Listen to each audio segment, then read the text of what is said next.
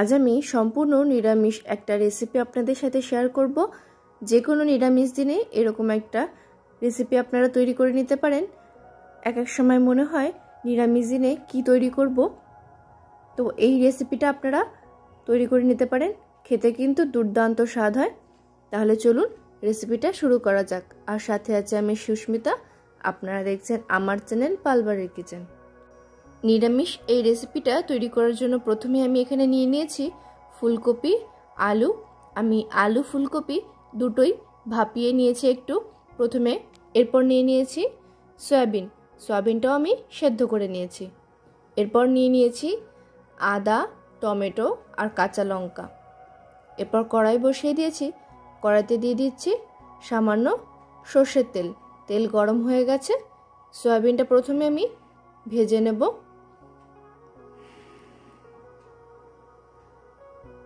সয়াবিনটা ভাজার জন্য সামান্য লবণ দিয়ে দিলাম আর দিয়ে দিচ্ছি হলুদ। লবণ হলুদ দিয়ে ভালোভাবে সয়াবিনটা ভেজে নিতে হবে।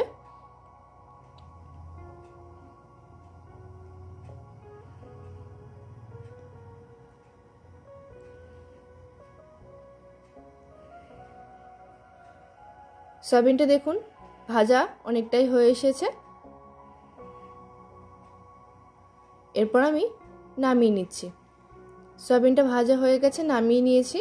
এরপর ওই কড়াইতেই দিয়ে দেব আবারও তেল।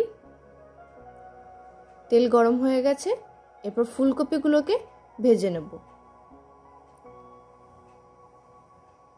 ফুলকপিগুলো আমি গরম জলে একটু ভাপিয়ে নিয়েছিলাম।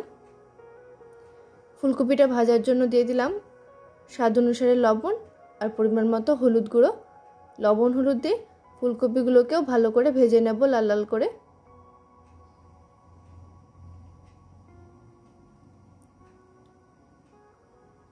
ফুলকপিটা ভাজা হয়ে গেছে, তুলে নিচ্ছি। এরপর আমি আবারও একটু তেল দিয়ে দেব। এখানে আমি রিফাইন্ড তেল দিয়ে দিয়েছি। এরপর ফোড়নে দিয়ে দিচ্ছি গোটা জিরে। ফোড়নটা একটু নাড়াচাড়া করে নিচ্ছি।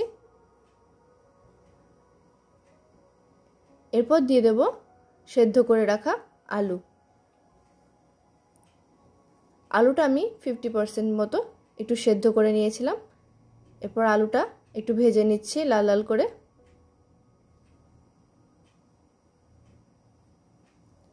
আলুটা ভাজা হতে হতে এদিকে আমি মশলা তৈরি করে নিচ্ছি। মিক্সিং জারে দিয়ে দিয়েছি আদা, কাঁচা লঙ্কা আর টমেটো। এরপর দিয়ে দিচ্ছি গোটা জিরে। এরপর একটা মশলার পেস্ট তৈরি করে নেব। মশলার পেস্ট তৈরি করে নেওয়া হয়ে গেছে।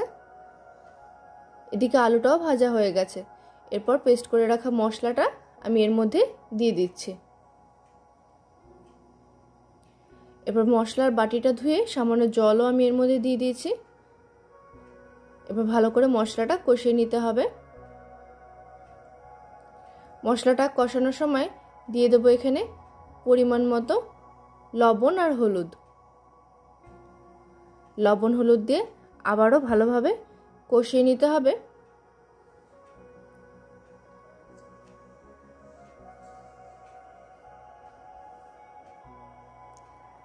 মশলাটা দেখুন অনেকটাই কষানো হয়ে এসছে, তেল ছাড়তেও শুরু করে দিয়েছে। এই সময় আমি ভেজে রাখা সয়াবিনগুলোকে দিয়ে দিচ্ছি। আলুর সাথে সয়াবিনটা একসাথে কষিয়ে নেব।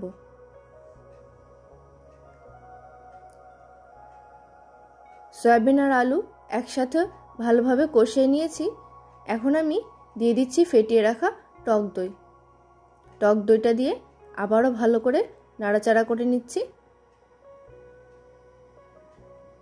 টক দইটা দেওয়ার পরেও কষিয়ে নিয়েছি বেশ অনেকক্ষণ ধরে। দেখুন মশলা থেকে একদম তেল ছাড়তে শুরু করে দিয়েছে। এরপর আমি দিয়ে দেব জল। এখানে আপনারা যতটা গ্রেভি রাখতে পছন্দ করবেন সেই অনুপাতে জলটা ব্যবহার করে নেবেন। জল দেওয়ার পর ঝোলটা ফুটে গেছে। কিছুক্ষণ পর আমি একটু ফুলকপি ভাজাটাও দিয়ে দিয়েছি। এরপর ভালো করে সমস্ত কিছু আবারও মিশিয়ে নিচ্ছি।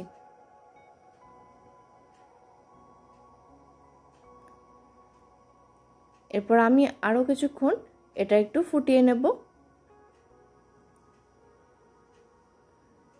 আরও কিছুক্ষণ ফুটিয়ে নেওয়ার পর ঝোলটা যখন পুরোপুরি জাল হয়ে যাবে, তারপর নামানোর আগে আমি দিয়ে দেব সামান্য গরম মশলা গুঁড়ো।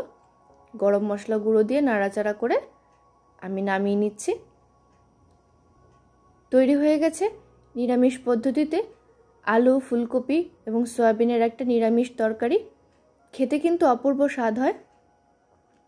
যে কোনো নিরামিষ দিনে আপনারা তৈরি করে নিতে পারেন। ভাত বা রুটির সাথে কিন্তু দারুণ লাগে খেতে।